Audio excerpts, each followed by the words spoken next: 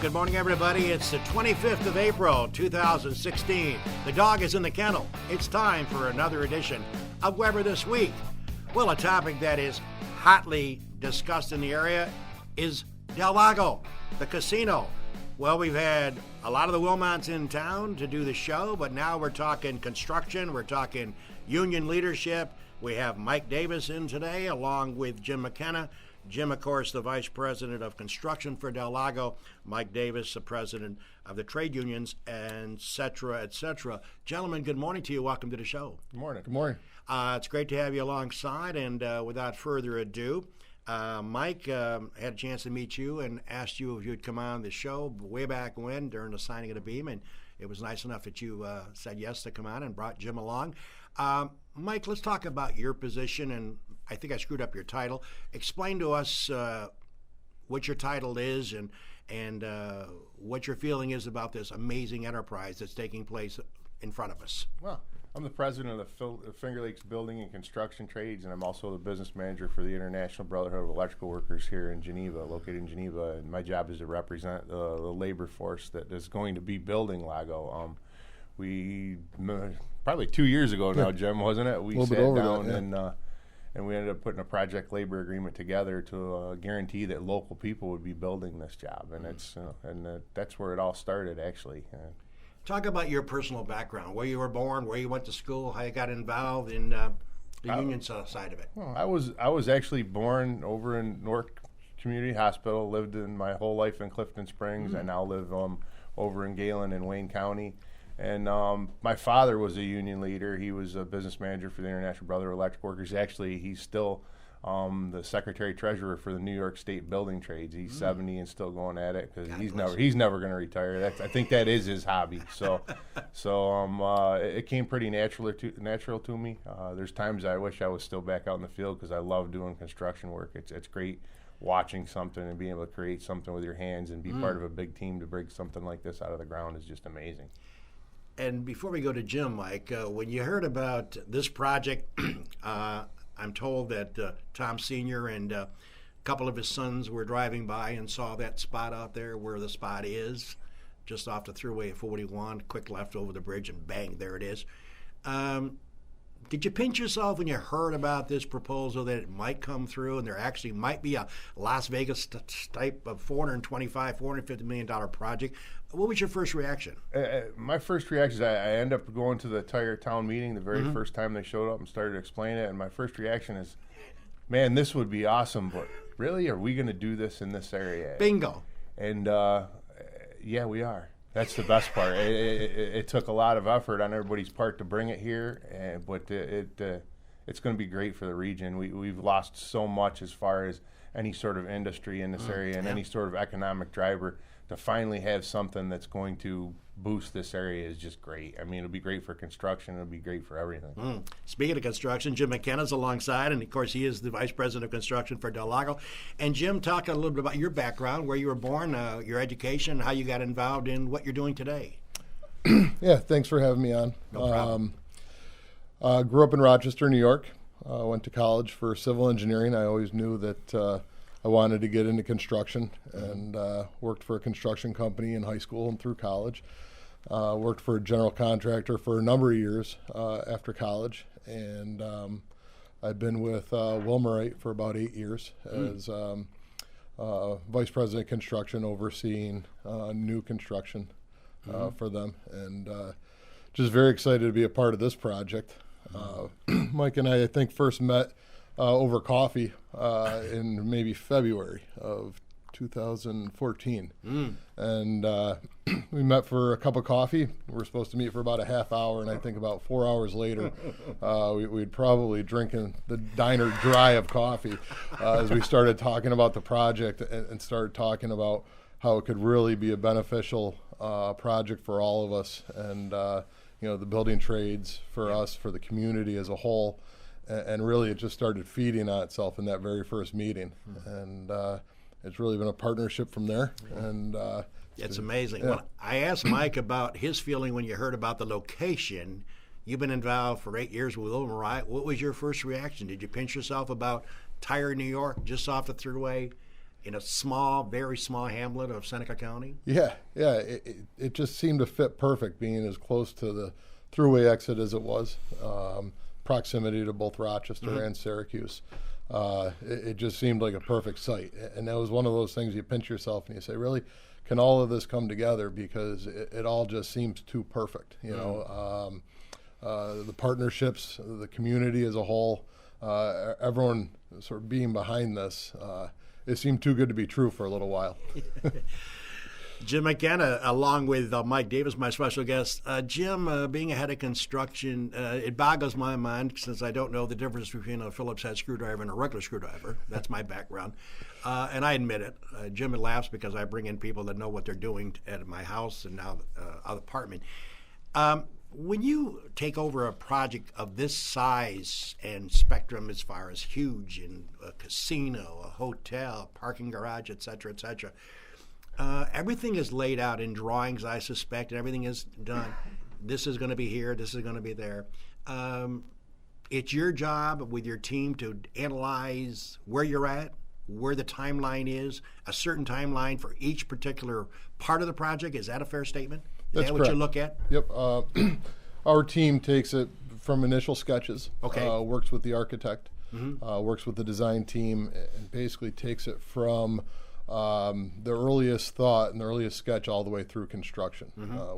We put together the budgets for it. We put together the construction team. We bid out the entire project, and then we see it all the way through construction. It's pretty amazing. And Mike, you have the opportunity of working with your union members for the various trades that they offer to go on job site when they're called on to do a particular thing based on when the timeline hits, correct? Correct. Yeah, I spend off and on. I'm out to the site, and I'm just amazed at how quick it has gone up. Having a project labor agreement on things like this. This is only the second one the Finger Lakes Building Trades have had. We also had one on the Finger Lakes Community College, and they really truly work. It ensures the fact that you have local people building this, and it helps tremendously, I believe, and Jim can tell me if I'm wrong or I'm right, but in the coordination process, because all of the trades are used to working with each other. We get differences of opinion settled beforehand. Sure. There's a tremendous amount of meetings and coordination that goes on, but I believe it just gives you so much easier flow. Now, Mike and Jim maybe can answer this. When an electrician is starting to do his work or her work at the casino portion, which is being encompassed as we speak, working on that, if they have questions, they go to their supervisor. How does that work, the interplay? The interplay, it goes back to developing a full team. Okay. And bidding the project out. And the way we go about doing that, because it's such a large project, we try to break it up into manageable chunks. Okay. And then we'll bid out manageable chunks to local contractors. Okay. Those local contractors will then come on, using the electrician example. Electrician has a question, he'll bring it to his supervisor. They'll bring it to us. And together as a team, we'll figure out the answer. We have superintendents on my staff that work directly with them. So using the electrician example, we have an electrical superintendent that has been a 30-year IBEW member, very, very smart guy, been in the trades a long time, and he can typically answer the question by himself, but he also gets the designer involved to make sure that we're meeting all the codes and meeting the design. And then we also have full-time folks on board from the architect and engineers team as well. So a project this size going up this quick, sometimes the workers are actually able to work quicker than the information. So it's important for us to have the right team on board that can continue to supply the information to the tradesmen as quick as they need it. Well, Mike, there's an old cliche. This is not both your first rodeo. You've been through this a few times. But I'm going to ask probably a dumb question as an interviewer. Have you, Jim, ever seen a situation with a project of this size, ones that you've worked on previously to Del Lago, whereas you're going through and scoping out, looking at it's starting to come together? Like, for example, the casino is going to be the first to get completed. And in your mind, you saw the schematic drawings and you saw the layout that a bar is going to be over here, one of the bars. and you finally look over and find out that it's not a bar, it's something else. Has that ever happened, or does that never happen? I mean, in a certain area of the casino, a certain thing is supposed to be there based on the design drawings, and you walking through, or one of your team walks through and says, there's something else there. You know, it doesn't Could that happen, or it can't happen? The coordination process these days, and the way the drawings are put together, they're all done using three-dimensional modeling. Nice. So every week, and it's been an impressive design process. We have a very strong design team. Every week we meet weekly, and some of the designers are from different areas of the state and the country. And we get on basically a TV meeting where we're all on the phone, and we go through in a three-dimensional process looking at each area. Neat. So it's a very visual process, and because all those drawings are coordinated, that doesn't really happen. Wow. You know, more of the coordination is actually in the field, and with something going this quickly, it's coordinating all the trades. Yeah, okay. And you truly, that's been an impressive process. And that actually, I would say, positively, I've gone out and said, wow, I didn't think that was going to happen exactly like that. I didn't think it could.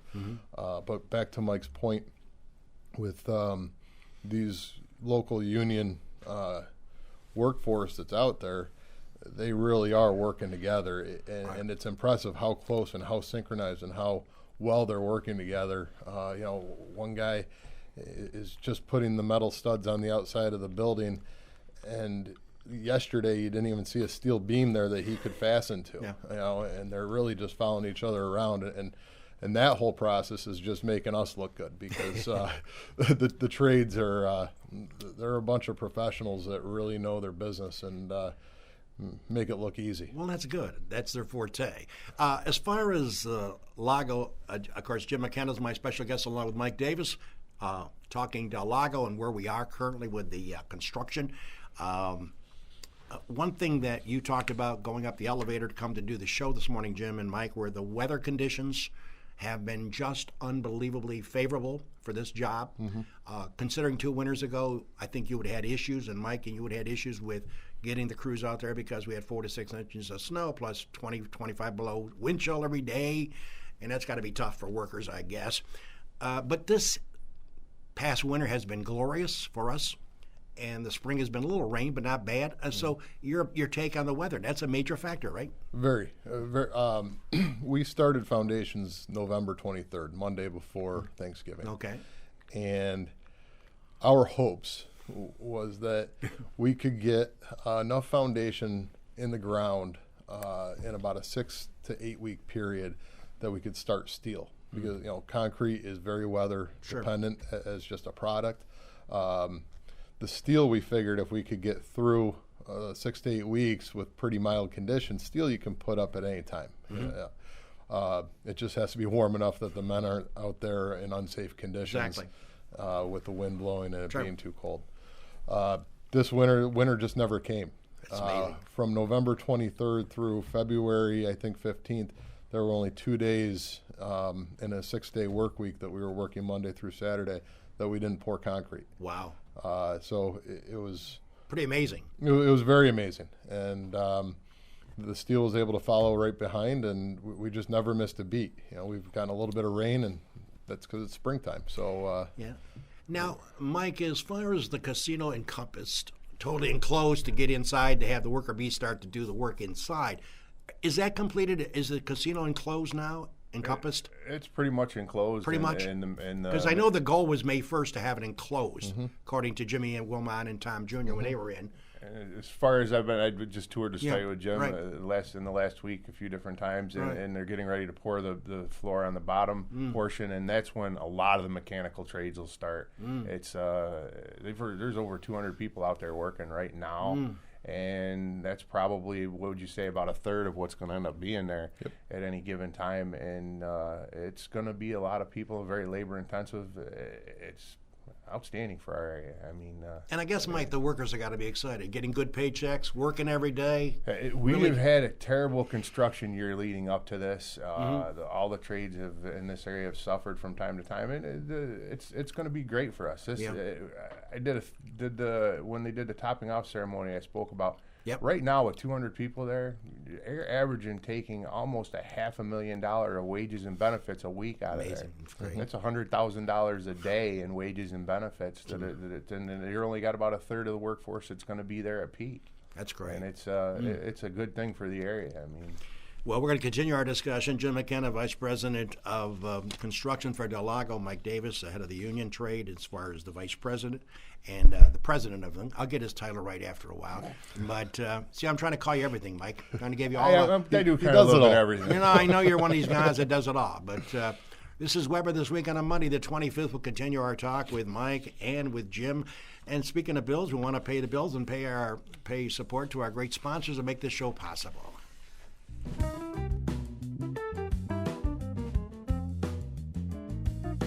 Cayuga Lake National Bank. Visit Bill Ryan and his team for all of your banking needs.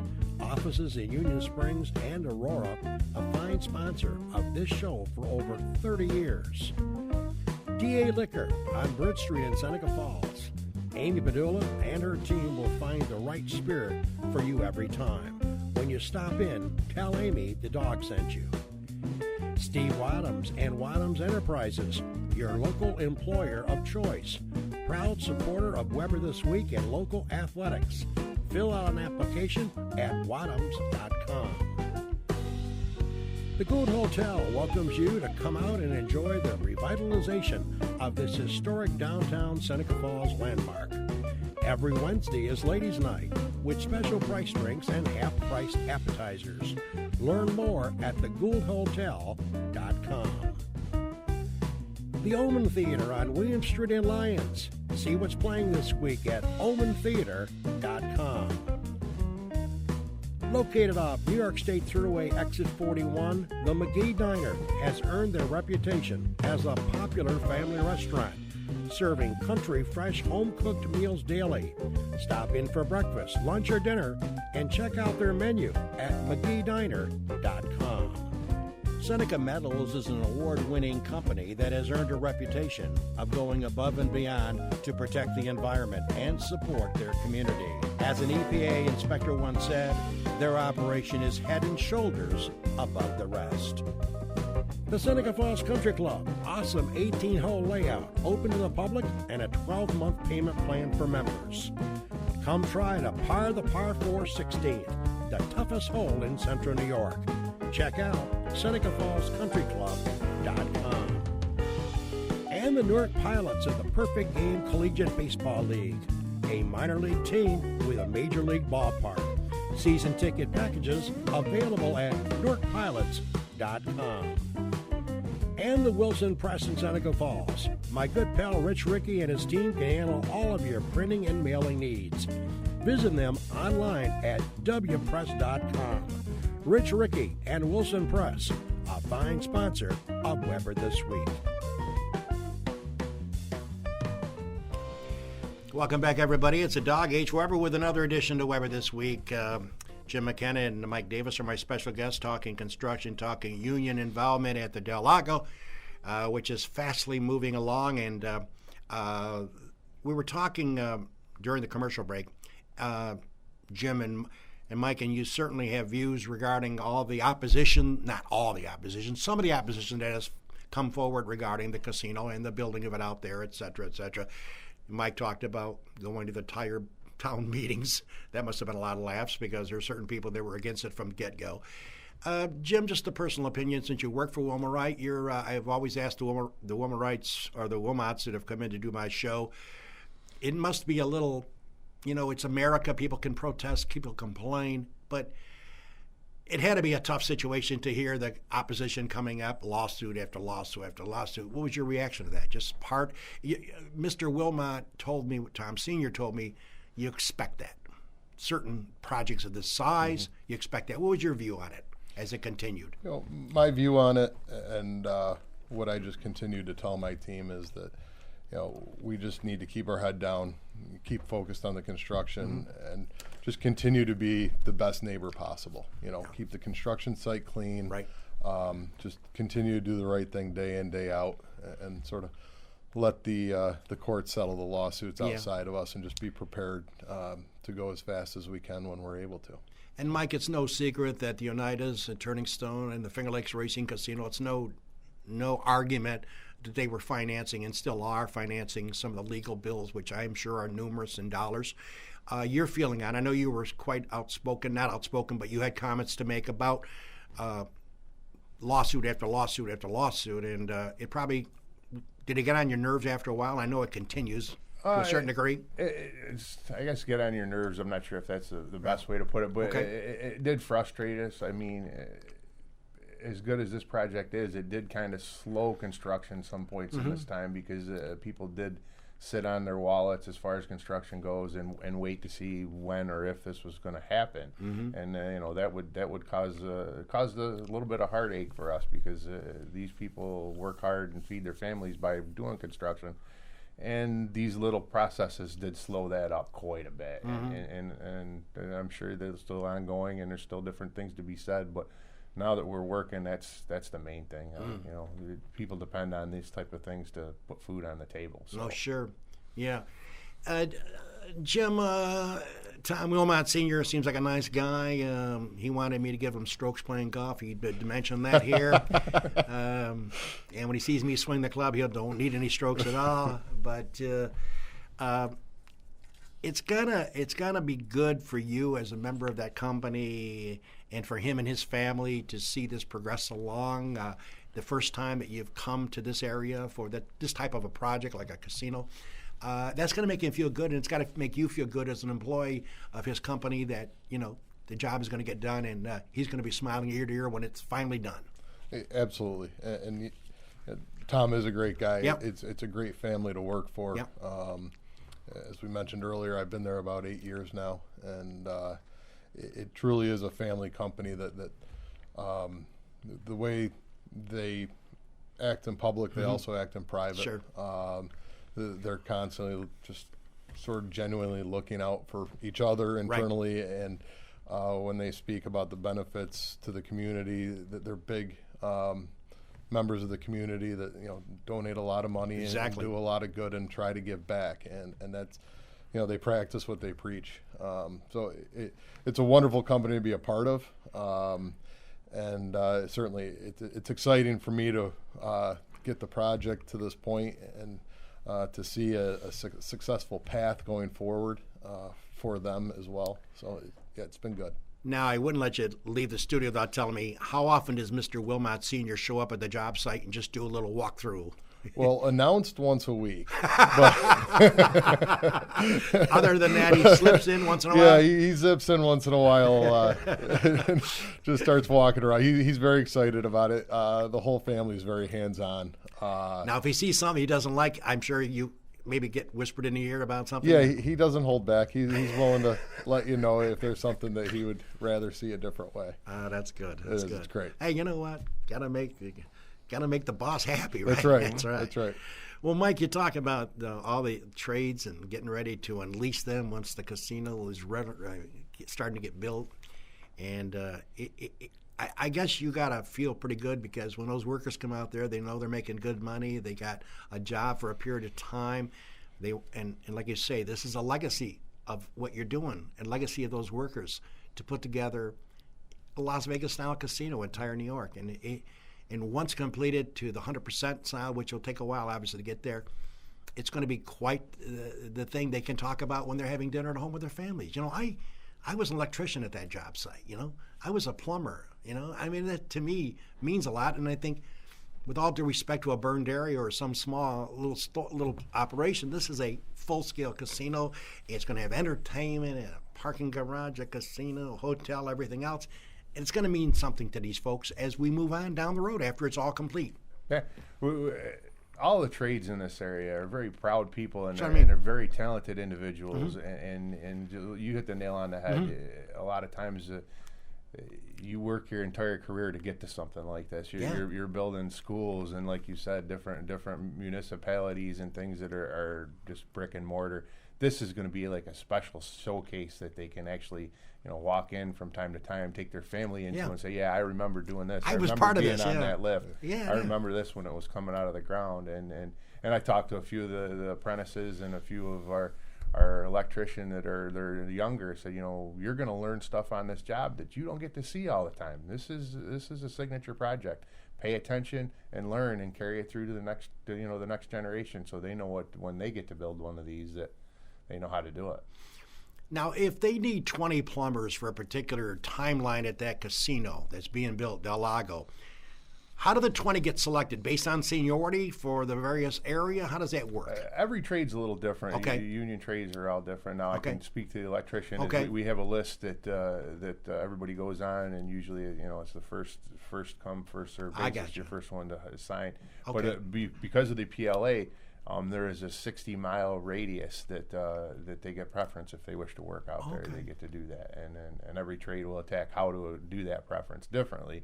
But that's the main thing. Well, Jim, let's get down to the nuts and bolts. We're working on the casino, encompassing that.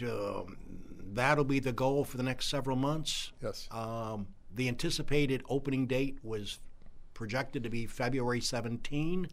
Mm-hmm. Is that still in the ballpark? It is. Okay. Yep. And my wife wants to know, is there any chance of being earlier? Your wife's not the only one. If the weather continues to be great, any chance of moving it up without putting you on the spot? Well, right now, the difficult thing is even with the weather, there's still long lead items that you just can't get like any road quicker. Construction. Well, road construction is certainly one of them. Throughway enhancement. Yep, absolutely. And also, large pieces of equipment that maybe take 26 to 30 weeks to be delivered to the site. Okay. There's certainly the potential that we might be able to make up a week here or there. Okay. But also the operations team is working very hard. They have to hire over 1,000 people. Right.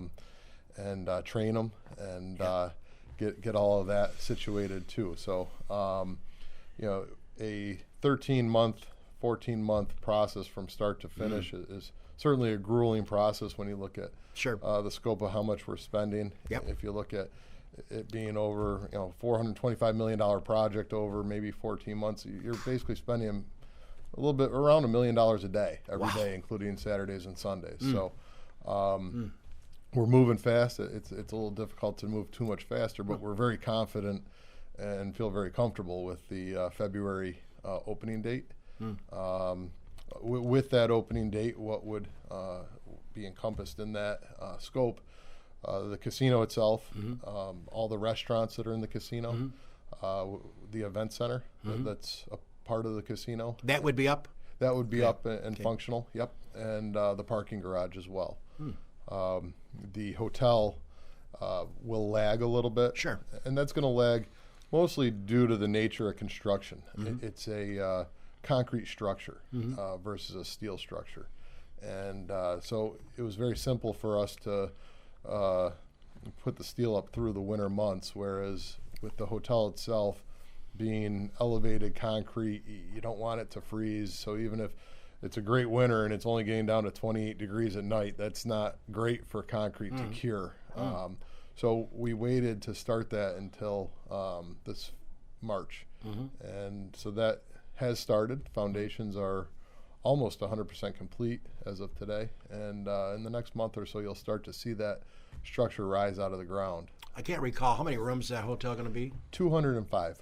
Okay. 205 rooms. And you have a VIP room for me and Jimmy? Absolutely. Okay. Yeah, one each. You guys don't have to share. So can we have a joining? Sure. Yeah, absolutely. I'll make a note to put an extra door in there. I don't know if there was a door designed for that. Well, it sounds great. And, everybody is like myself. I mean, it's just so great for the area. It's so great for Central New York. And I think everybody's just dying to get in there and see what it's like, and to look up and see it all modern and the nice bars and the 2,000 slot machines that my wife is aiming for. I mean, it gets everyone excited because it's going to be something that we never expected. To be honest, I'll be I'm turning 71 Friday, another day. By the way, I would be remiss that if I didn't wish my daughter a early birthday. Her date is the same day as mine, April 29th. I won't mention her age or she'll disown me, but I'll be 71, God willing, knock on wood. But, it's just going to turn everybody on. It's going to put, bright smiles on faces. And the workers, like you said, we're trying to get the operations gentleman on there, the one who just took over. Yep. And we're working on getting him and his partner he just hired. So, and I apologize, his name just escapes me now. The gentleman they brought in to oversee the vice president. Jeff. Yeah. So we are working on getting them in here for a show to find out where the operations standpoint is right now, because that's going to be a big project as well. Yep. Training. And they're getting ramped up. Jeff and Yuri both Yes. Are working hard. They've opened an office in the area, and they're starting to grow the office quickly. So with a PR lady that I talked to the other day, Juliana, she's working on getting him right where you guys are. We hope to get that in the next few weeks. Well, I don't know. We could go on forever, but you guys got to get back to the job site. I don't want Tom Wilmot Sr. coming by and wondering where you are and you're doing the dog show. Mike, thanks for spending some time with us, and continued success, and we'll have you come back down the road a few months and give us an update. How's that? Thank you. Thank you very much. And Jim, nice meeting you, and look forward to having you come back as well. Pleasure to meet you. Thank All you right, very much. thank you, and we'll look forward to, as it evolves, we look forward to maybe coming out and getting a walkthrough sometime. That'll be fun, too. That'd be great. So, okay, Jim McKenna, along with Mike Davis, being my special guest this morning on the continuation of a soap opera that we are really looking forward to, the clincher, and that, of course, is the opening come right now, February 2017. But I'll tell you right now, folks, if you get a chance, people ask me all the time, how's it look like? What's it look like? Is it grown from where it was a few weeks ago? You got to drive in that driveway. Just turn in the driveway to the Lago, pull down, and look at. You'll be amazed. It's really amazing how fast and how much it's really happened in the short period of time. So if you really want to see where it's going, check it out every so often. It doesn't take long to drive down that driveway and take a look at the structure that is going up, and the ones, as Jim just pointed out there, will be going up a side of it. So that'll be fun. Next week, folks, we're talking about another special guest coming in. Katie McIntyre, the old Scottish lass, will be in town. She'll be joining the Weber Show talking about her 19K run, which will be on May 7th for the women's suffrage, and hopefully we'll have Menzo Case, the president of Generations Bank, alongside with Katie McIntyre, who's done a yeoman job preparing for this huge event. We'll have her along with Menzo next week on Weber This Week. So speaking for Mike Davis and Jim McKenna and our owner Jim Senecropi, take care, everybody. Enjoy your week.